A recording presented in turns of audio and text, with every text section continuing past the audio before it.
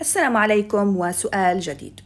في هذا السؤال لدينا دائرتان كبرى وصغرى تتقاطعان في نقطتين وهما A و B.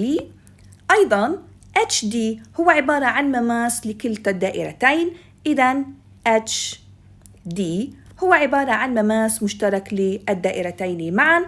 أيضاً HD أو HC تساوي CD.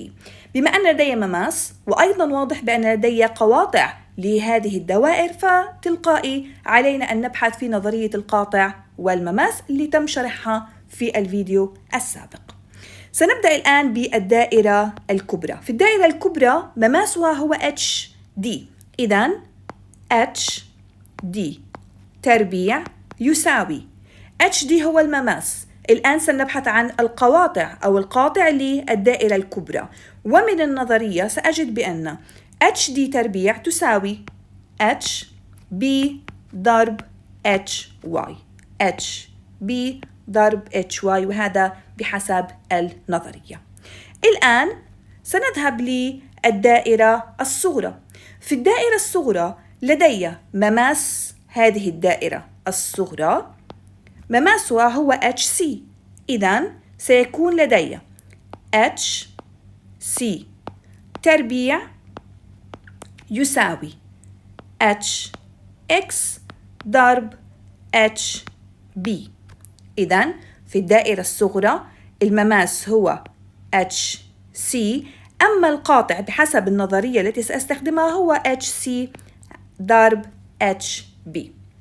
هاي المعادلتين اللي أنا حصلت عليهم كانوا باستخدام نظرية القاطع والمماس. سأبدأ الآن بترتيب المعادلات.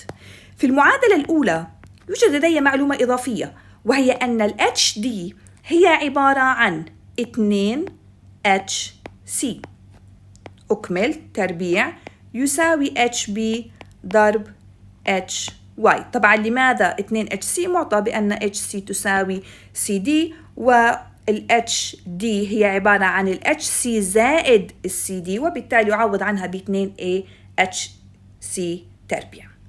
المعادلة الثانية تبقى كما هي، وهي HC تربيع يساوي HX ضرب HB.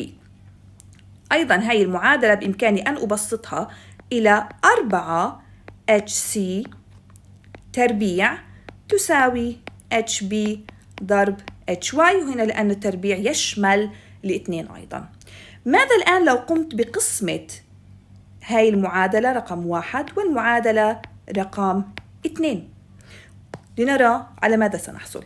عند القسمة سيتم اختصار HC تربيع مع ال HC تربيع، يتبقى لدي 4 تساوي HB على HX ضرب HY على HB.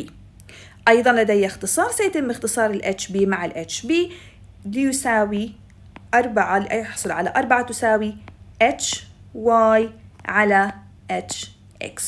لكن أنا لحتى الآن لم أصل إلى المطلوب. طبعا المطلوب هنا هو XY على XH. أنا تقريبا حصلت على المقام، أنا وصلت للمقام، لكن يتبقى لدي البسط. فلنرجع الآن إلى ال HY. ال HY ماذا تساوي؟ إذن 4 تساوي ال HY هي عبارة عن HX زائد XY على HX. لماذا HX زائد XY؟ لو نظرنا إلى ال HY سأجد بأنها فعلا HX زائد XY. لماذا لم نستخدم مثلا HB زائد BY؟ لأننا محتاجة أختصر المقام، لهذا اخترت هذين المقدارين. إذن 4 تساوي HX على HX زائد XY على HX. بدأت الآن تظهر ملامح المطلوب. طبعا هذا المقدار مع الاختصار بيعطيني 1، وبالتالي فإن XY على HX سوف تساوي 3، وهو المطلوب.